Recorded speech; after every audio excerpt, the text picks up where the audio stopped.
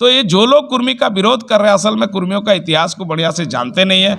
आप 2011 का सेंसस में पटमदा जुगसलाई विधानसभा क्षेत्र का आप आंकड़ा निकालिए, कितने प्रतिशत आबादी है। कि आज जो स्थिति है सिर्फ कुर्मी को रोकने के लिए सारा चीज आ रहा है। कभी टीआरए का रिपोर्ट बोल रहा है, ये तो हमारा हक और अधिकार को इन्होंने आज़ादी का 72 वर्ष से हमारा सा लूट के रखा है और हम लोग को बोलता है कि हमारा अधिकार को छीन रहा है। आज हम पेशा कानून में चुनाव नहीं लड़ सकते हैं, हम जो है मतलब जिला परिषद का अध्यक्ष नहीं बन सकते हैं। अगर परिसीमन झारखंड में लागू होता है तो आज यहाँ कम से कम हमारा सुदेश बाबू है या अन्य महतो तो मुख्यमंत्री के दावेदार बनते हैं। और जहाँ तक जमीन का सवाल है कि भारत में 1763 से जितना सर्वे हुआ हर सर्वे में कुर्मी को जमीन में पाया गया। तो भारत का आज़ादी की लड़ाई में, आपका झारखंड की लड़ाई में हर जगह कुर्मियों का भूमिका है। अरे आपसे बड़ा बुद्धिजीवी थे डॉक्टर रामदयाल मुंडा, जो पूरे भारत का प्रतिनिधित्व करते हुए विश्व आदिवासी सम्मेलन जेनेवा में जाके बोले हैं कि आपको बता दे रहे जो प्रतिनिधित्व करते थे उन्होंने स्पष्ट कहा कि कुर्मी आदिवासी है।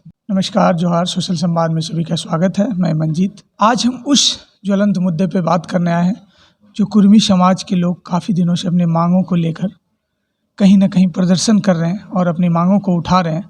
तो आज हमारे साथ कुर्मी समाज के हरमोहन महतो प्रवक्ता जुड़ चुके हैं और उनसे आइए खास बातचीत करते हैं कि इनकी क्या राय है और क्या कुछ खास मांगे हैं।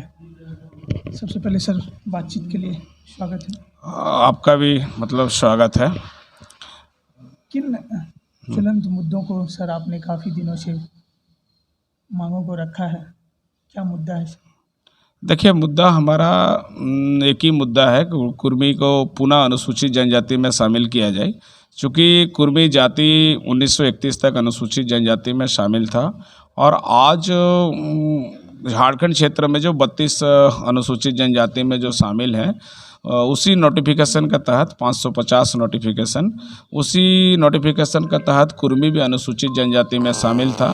तो 6 दिसंबर 1950 यानी आज़ाद भारत में जब ST SC OBC की जो सूची बनी उससे हमको जो है उस सूची से हमको हटा दिया गया।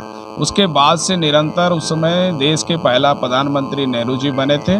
उसके बाद से लगातार जो है कुर्मी समाज के लोग अपने को पुनः अनुसूचित जनजाति में शामिल करने की मांग को लेकर संघर्ष करते हुए आ रहे हैं। और उस समय जो है 15 सांसद जो है कुर्मी को अनुसूचित जनजाति में शामिल करने संबंधी मांग को लेकर लोकसभा में बड़ी ज़बरदस्त ढंग से सवाल खड़ा किए थे। लेकिन तत्कालीन प्रधानमंत्री नेहरू जी ने स्पष्ट कहा था कि जो लोग छूट गए हैं सूची से उन लोगों को पुनः अनुसूचित जनजाति में शामिल किया जाएगा। लेकिन दुर्भाग्य की बात है कि इतने वर्ष गुजर जाने के बावजूद भी आज आज़ादी का 72 वर्ष में हम लोग प्रवेश किए हैं और झारखंड निर्माण का 22 साल, लेकिन आज भी कुर्मी को अनुसूचित जनजाति का दर्जा नहीं मिला है। इसलिए निरंतर जो है हम लोग 1950 से संघर्ष करते हुए आ रहे हैं। आप लोग देखे होंगे पिछले दिन हम लोग आपको रेल टेका डोहर चेका का जो कार्यक्रम था, सफल कार्यक्रम था, जिसमें भारत सरकार सहित बंगाल सरकार, झारखंड और उड़ीसा की सरकार ने उसको जो है संज्ञान में लेते हुए भारत सरकार को उन्होंने चिट्ठी लिखने का काम किया है। आप लोग देखे होंगे पिछले दिन राज्यसभा के सांसद ममता कुमारी और जनता दल यू के सांसद अब खीरू महतो, इन्होंने बड़ी स्पष्ट ढंग से मतलब राज्यसभा में सवाल खड़ा किया। और सबसे बड़ी बात है कि आज विपक्ष के नेता अधीर रंजन चौधरी पिछले कई महीना पहले लोकसभा के अंदर में सवाल खड़ा किए थे, लेकिन माननीय मतलब जनजातीय मंत्री अर्जुन मुंडा जी ने कोई स्पष्ट बयान नहीं दिया था। पिछले दिन जब फिर से मतलब ये सवाल खड़ा किए कुर्मी को अनुसूचित जनजाति का जो मामला है उसमें उनका बयान आ रहा है कि लुक्कड़ कमेटी का जो रिपोर्ट है उसमें आपको अनुशंसा नहीं करती है जो 1965 में बना है। तो हम आप लोगों के माध्यम से कहना चाहते हैं कि आप ये बताइए कि भारत सरकार का जो यहाँ तत्कालीन प्रधानमंत्री राजीव गांधी और गृह मंत्री बूटा सिंह के समय जो कमेटी बनी थी, जो उच्च स्तरीय कमेटी था, उस कमेटी ने झारखंड क्षेत्र में जब दौरा किया उन्होंने स्पष्ट ढंग से कहा है कि झारखंड क्षेत्र के रहने वाले कुर्मी जो है अन्य जनजाति की तरह अपनी भाषा, संस्कृति, पर्व त्यौहार, रहन सहन, खाना पीना एक जैसा है, लेकिन ये लोग जो है गैर सरकारी आदिवासी है। तो कुर्मी को आदिवासी माना, चूँकि संविधान की धारा 3 और 4 में प्रावधान है कि अलग राज्य बनाने का जो प्रावधान है भाषा, संस्कृति, पर्व त्यौहार को ही मतलब आधार बनाया जाता है। तो हमको तो भारत सरकार की कमेटी ने माना है। दूसरी बात है कि 23 नवंबर 2004 को अर्जुन मुंडा स्वयं जो है कैबिनेट में अपने मंत्रिमंडल में पास करवा के अनुशंसा करते हुए भारत सरकार को भेजे थे। तो आज क्या हो रहा है, आज क्यों मतलब जो है कुर्मी को अनुसूचित जनजाति शामिल नहीं किया जा रहा है। दूसरी बात आप देखे होंगे कि झारखंड में एक मंत्री हैं, माने हेमंत सोरेन के मंत्रिमंडल में भोक्ता सत्यनाथ भोक्ता आरजेडी से, लालू जी के पार्टी से आते हैं। उन्होंने पहले एससी में थे, माने सिविल कास्ट, उनको जो है अभी उन्होंने नहीं चाहने के बावजूद में, चूंकि उन्होंने विधानसभा में कहा है कि वर्तमान में जो मेरा स्टेटस है हमको रहने दिया जाए, लेकिन कुर्मी को रोकने के लिए और यहाँ फिफ्थ शेड्यूल बचाने के लिए, है ना, तो उसको जो है आपको अनुसूचित जनजाति का दर्जा दिया गया।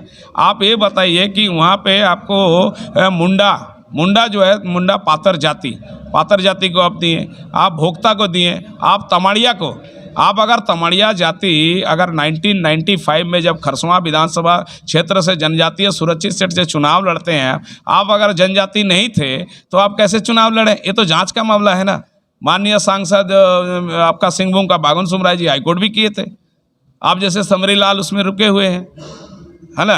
तो आप बताइए 95 में आप अनुसूचित जनजाति का दर्जा आपको नहीं मिला था, आपने खरसवां विधानसभा सुरक्षित सीट से चुनाव लड़े ना। तो मेरा कहने का मतलब है कि भाई सीधी सी बात है कि आज जो स्थिति है, सिर्फ कुर्मी को रोकने के लिए सारा चीज़ आ रहा है। कभी टीआरए का रिपोर्ट बोल रहा है, हमको टीआरए का रिपोर्ट क्या जरूरत है, जो रिजले ने, डाल्टन ने, उसके बाद आपको बता रहे एंथ्रोपोलॉजिकल मतलब जो है आपको बता दे रहे हैं, रिपोर्ट में स्पष्ट कहा गया है।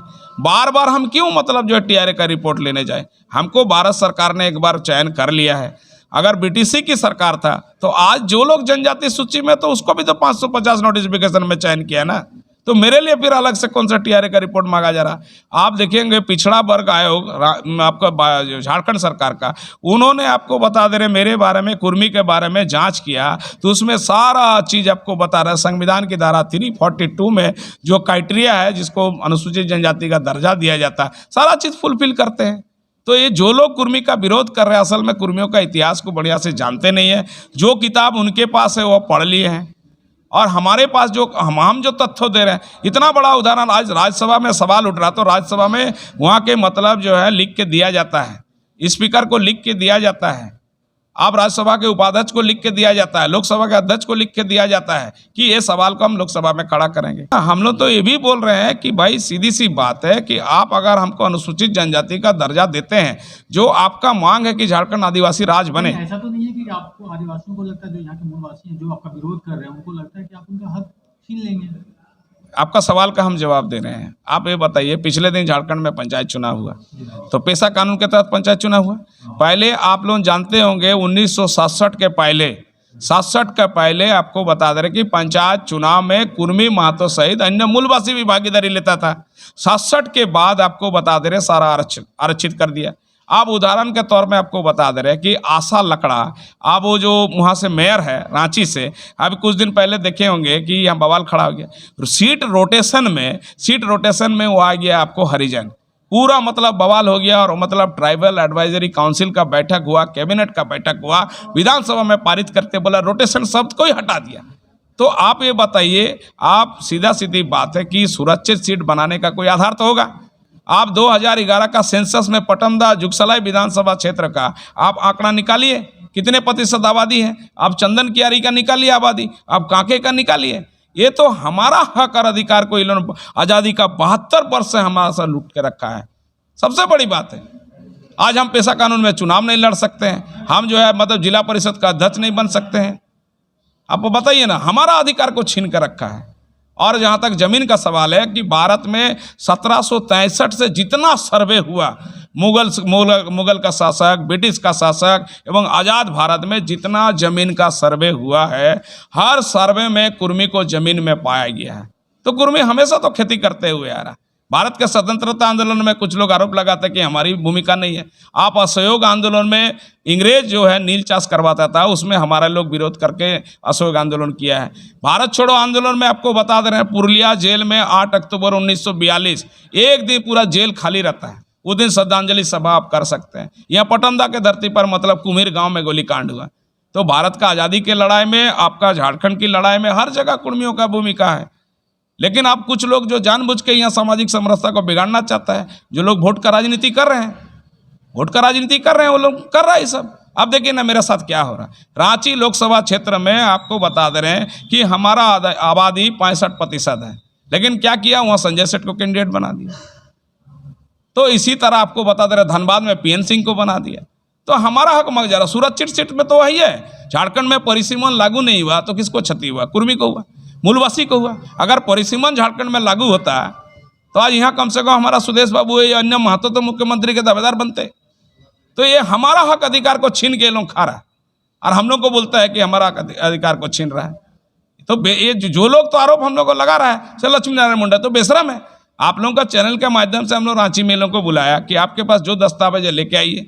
आप वो कुछ दिन बोल रहे थे कि आपको यहाँ भूमिज का रैली में आए थे प्रेमचंद मुर्मू। अरे आपसे बड़ा बुद्धिजीवी थे डॉक्टर रामदयाल मुंडा, जो पूरे भारत का प्रतिनिधित्व करते हुए विश्व आदिवासी सम्मेलन जेनेवा में जाके बोले हैं कि आपको बता दे रहे जो प्रतिनिधित्व करते थे, उन्होंने स्पष्ट कहा कि कुर्मी आदिवासी है।